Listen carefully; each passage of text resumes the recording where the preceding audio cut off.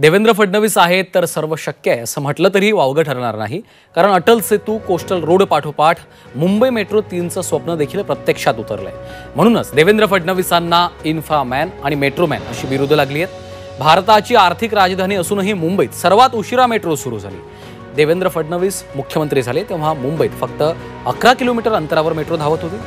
आजच्या घडीला एकट्या मुंबईमध्ये 60 किलोमीटरपेक्षा जास्त भागात मेट्रो धावतीये आणि जवळपास 150 किलोमीटरहून अधिकचं काम सुरू आहे। शिवाय तेवढेच काम प्रस्तावित देखील आहे। मुंबई मेट्रो 3 साठी केंद्रीय स्तरावरील परवानगी असो की आरे कारशेड विरोधातील आंदोलनं आणि न्यायालयीन लढा, या प्रत्येक मोर्चावर देवेंद्र फडणवीसांनी जातीनं लक्ष घालत अडचणी दूर केल्या। देवेंद्रजींच्या अडचणी दूर करून काम मार्गी लावण्याचं कसब पंतप्रधान मोदीजींना देखील भावतं। म्हणूनच तर भर कार्यक्रमात मोदीजींनी देखील फडणवीसांचं कौतुक केलं होतं।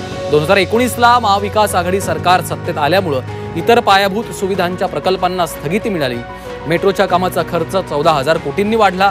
2022ला देवेंद्र फडणवीस पुन्हा सत्तेत आल्यानंतर सर्वात आधी कारशेडवरील स्थगिती उठवली आणि अत्यंत प्रतिकूल स्थितीमध्ये पुन्हा कामाला सुरुवात करून मेट्रो 3ची भेट मुंबईकरांना दिली। स्वतः वकील असल्यानं न्यायालयीन लढाईमध्ये मार्ग काढणं असो की राजकीय विरोध खोडून काढणं असो, प्रत्येक बाजू देवेंद्र फडणवीसांनी बाजी प्रभू देशपांडेंसाठी खिंड लढवली।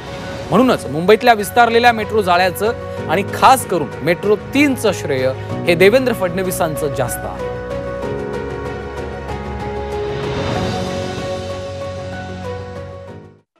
मुंबईची मेट्रो 3 40 किलोमीटरची अंडरग्राउंड मेट्रो, एशियातली सगळ्यात मोठी लाईन, आज त्याच्या पहिल्या टप्प्याचं उद्घाटन हे मोदीजी या ठिकाणी करतायत।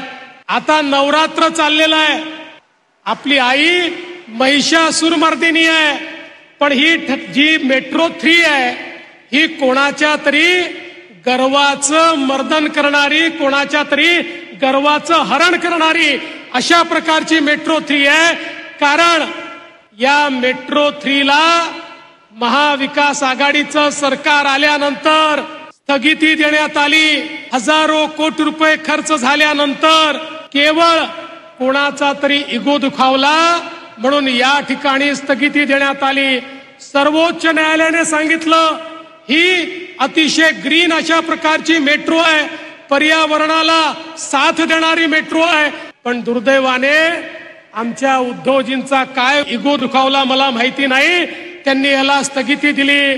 पण मला आनंद वाटतो या मेट्रो करता पुन्हा एकदा आमच्या एकनाथराव शिंदेजींच्या नेतृत्वात नवीन सरकार आलं आणि अत्यंत वेगानं या मेट्रोचं काम आम्ही पूर्ण केलं। आज पहिल्या टप्प्याचं उद्घाटन होत आहे।